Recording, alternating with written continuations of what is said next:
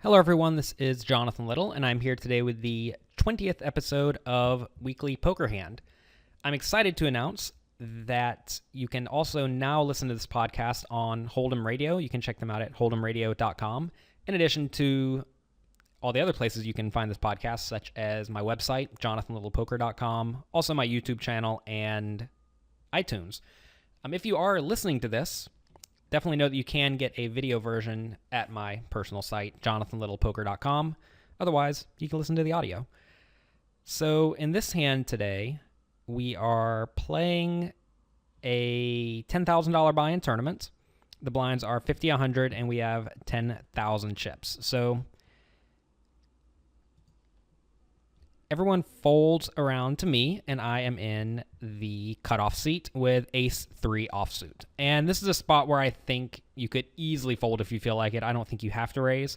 If the players to my left, the players you get attacked, if they're all good, tough players, I think you should probably fold this because you should expect the player on the button to continue a decent amount of the time or re-raise or, just put you in bad spots. And also, you have to recognize your hand just really does not have much value at all. That being said, I think raising's fine. So I'm going to make it 300. I think my standard raise size whenever I am relatively deep stacked is going to be roughly 3 big blinds almost all the time. I don't think there's any point in min raising when you're this deep stacked. You have to realize whenever you're deep stacked, you're trying to get value from your hands and also set it up such that you can put a lot of money in the pot whenever you want to. And if you're min raising, it makes it very difficult to play a giant pot. Obviously, I'm not going to be looking to play a giant pot with ace-3 offsuit very often, but with most of my range, I want that possibility. And you have to realize that you're not necessarily playing your hand, especially against good players. You're playing your range, and I'm willing to sacrifice a little bit of equity with ace-3 offsuit in exchange for perhaps getting in better spots with my strong hands. So I make it 300. The player on the button folds, and then a loose aggressive player in the small blind re-raises to 900. And I'm not loving this. I think it's a spot where we definitely cannot call. I see a lot of players calling in this spot, but I think that leads to a lot of bad scenarios because if you call and you flop an ace and your opponent wants to put in a lot of money, you're not necessarily happy. And if you flop a 3, obviously there's going to be 2 overcards on the board. I mean, even if it comes Jack 3-2 and your opponent bets, you're not thrilled. I mean, you could easily be crushed. You could also have the best hand, but you're not going to be able to continue too well on a lot of turns. You could raise the flop as a semi-bluff, but that's not great because you're putting a ton of your stack in with this with a hand that maybe has some equity, maybe doesn't. So I think calling is not an option. So that leaves folding, which I think is perfectly fine. I think I would fold this a huge percentage of the time.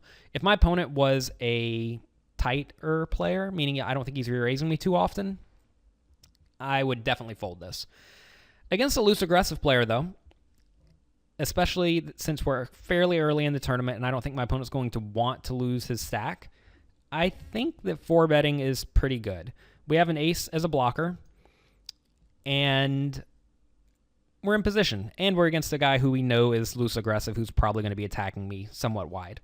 So I make it 2,300. So I made it 300 initially. He made it 900 from the small blind. I'm making it 2,300.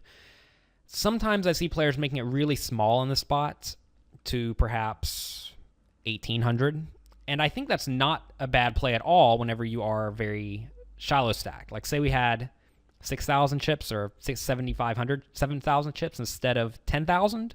I think that raise size would be a little bit better. But whenever we are fairly deep, I don't really want my opponent calling. And because of that, I think this is a spot where I should be making it a touch bigger. Obviously, this is where I am starting to stray from a very balanced strategy because I imagine if I had aces, I probably would have made it a little bit smaller because I want my opponent to call then. But in this scenario with ace-3 offsuit, I really don't want that. So maybe I am extraordinarily exploitable here by making it 2,300 versus, say, 2,000. But you're going to find that most players are not really going to be thinking about that. And even then, they don't know what I'm going to do with aces. And also, maybe I would have made it 2,300 with pocket aces. But I do expect to have some amount of fold equity whenever I re-raise to 2,300 in this spot. So I like it. I think this is a pretty good play. It's going to apply a lot of pressure. And even if I do lose this hand, if my opponent 4-bets me, or 5-bets me, sorry. If he 5-bets, I am obviously going to fold, but at least then he knows that I'm going to be fighting for pots. He knows I'm not just going to simply fold to a small amount of aggression. Also, this does set up the dynamic where hopefully this guy will not play back at me too often in the future, and that's going to allow me to raise a lot more in late position without the fear of getting 3-bet too often, because this guy knows I'm at least capable of 4-betting. Especially early in a tournament, I really like making it known that if you want to be playing aggressive with me, we are going to be fighting for pots. And what that does is it induces your opponents to play straightforward, and if you know they're going to be playing straightforward, or at least you think they're going to be playing straightforward later in the day, that's going to allow you to make much better decisions.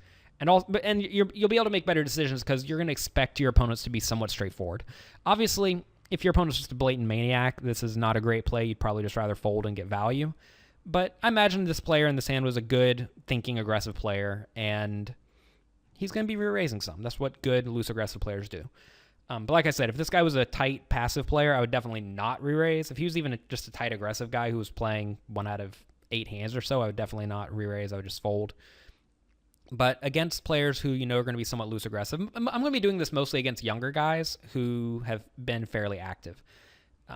I'm not going to be doing this against middle-aged and older players too often, unless they're super active, because middle-aged and older players, I think, tend to be a little bit more sticky, meaning that they are not going to be folding to this 4-bet very often. They're going to call, and I don't really want them to call.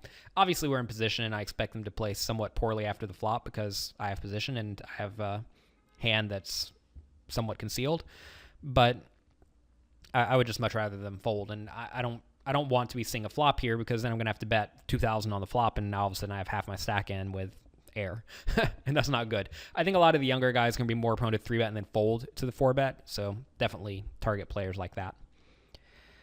So anyways, the lag does fold. I win the pot, and that's it. He somehow showed 7-5 suited, which seems kind of weird, but it makes sense. I mean, that's a pretty good hand to 3-bets, and it's a good hand to fold to a 4-bet. So obviously we had the best hand, so we made the worst hand fold, but that's not too relevant because our hands are actually pretty even in terms of equity, but that's kind of irrelevant. This is just a spot where you want to be applying pressure and putting your opponents in crappy spots.